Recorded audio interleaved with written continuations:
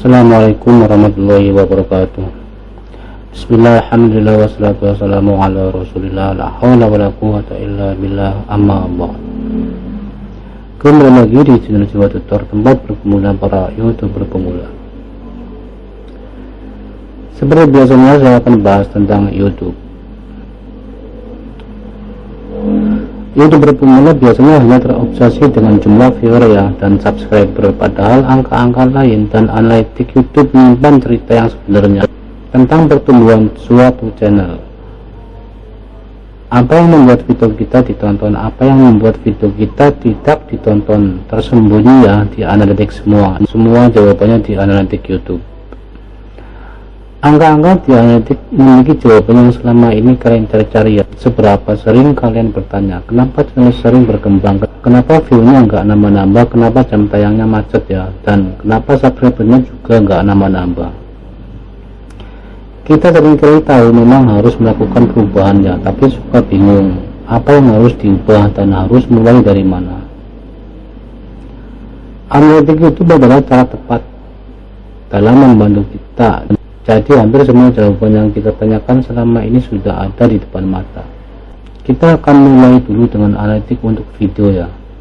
Nah, untuk teman-teman yang pakai handphone, teman-teman bisa download aplikasi YouTube Studio ya. Saat melihat jumlah video yang rendah, seringkali kita kecewa ya, karena waktu dan tenaga kita yang kita kerahkan untuk bikin video itu cukup besar ya. Apakah YouTube tidak merekomendasikan video saya?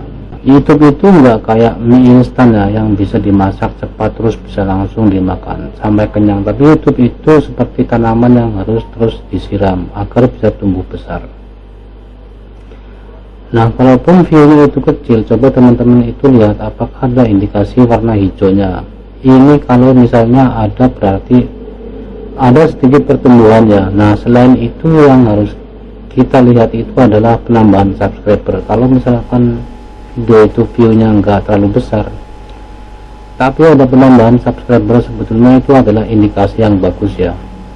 Apalagi kalau channel kita masih belum terlalu besar, memang view itu bertambahnya akan lebih lambat ya, tapi kita fokus pada pertumbuhan dulu.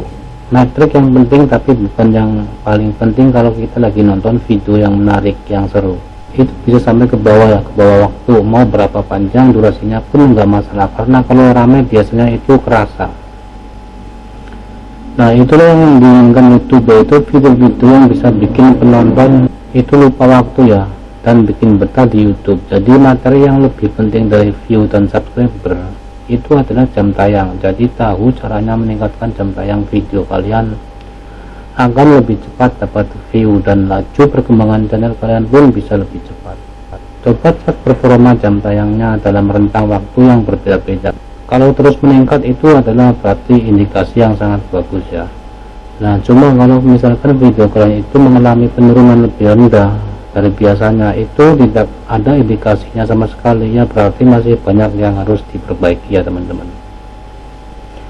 Apakah orang-orang tertarik untuk menonton saat melihat judul dan thumbnail video kita? Pada dasarnya orang itu hanya peduli dengan keuntungan ya yang bisa diraih oleh dirinya sendiri. Mereka nggak akan peduli berapa lelahnya kita bikin video, kecuali kita bisa memberikan apa yang mereka inginkan. YouTube itu sendiri adalah tempat yang dipenuhi oleh konten kreator ya, bahkan terlalu banyak, baik di beranda, di rekomendasi video, halaman penelusuran, dan halaman-halaman lainnya. Banyak banget ya video-video yang bisa dipilih oleh viewer. Jadi baik konten, judul, dan tampilan video kita harus cukup unik ya, dan berbeda agar video kita bisa terlihat dan menonjol di tengah-tengah kerumunan kreator.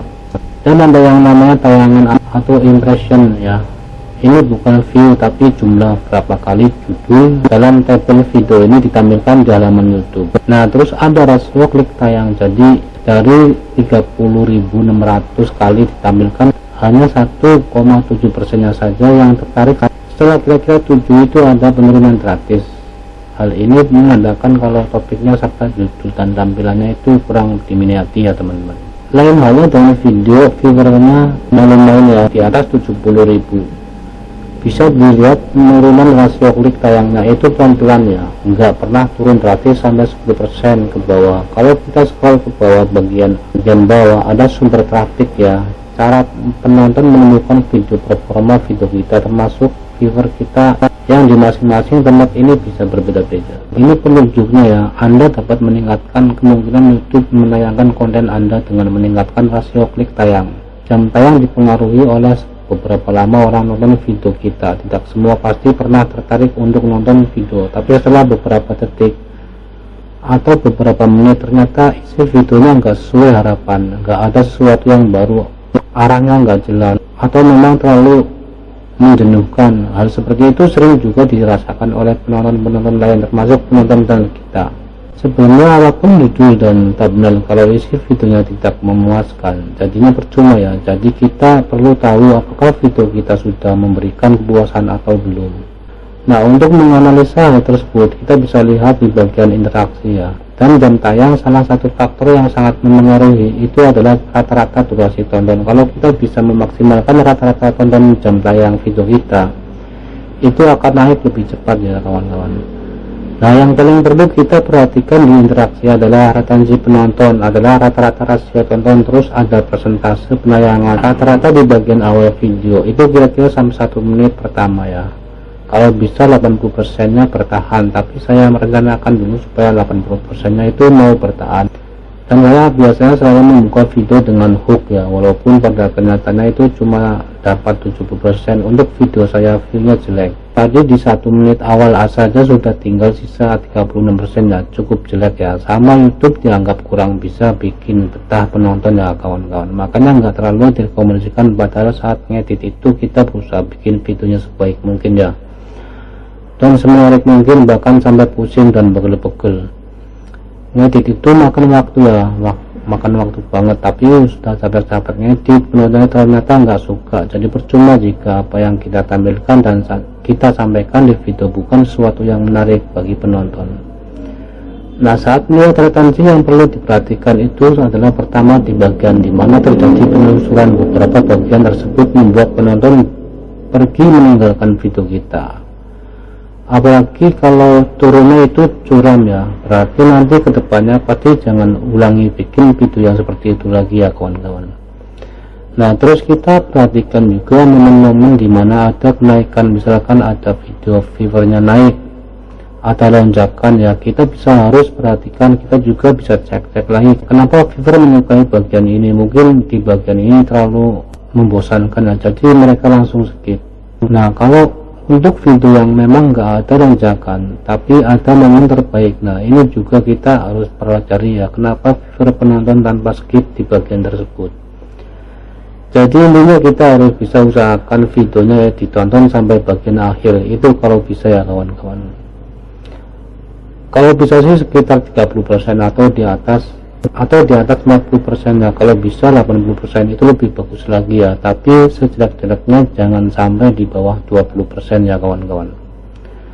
Dengan banyaknya video-video dari berbagai channel YouTube, atas memilih video-video mana saja yang harus direkomendasikan, karena tujuan YouTube ingin bikin penonton betah, maka YouTube melakukan perbandingan ya, retensi antara video kita dengan video dari channel lain. Kalau kita klik di situ ada grafik yang lebih besar, tapi yang harus kita cek itu adalah dibandingkan dengan video lainnya. Oke, sampai di sini saja sharing saya hari ini, semoga video ini bermanfaat dan saya akhiri. Wassalamualaikum warahmatullahi wabarakatuh.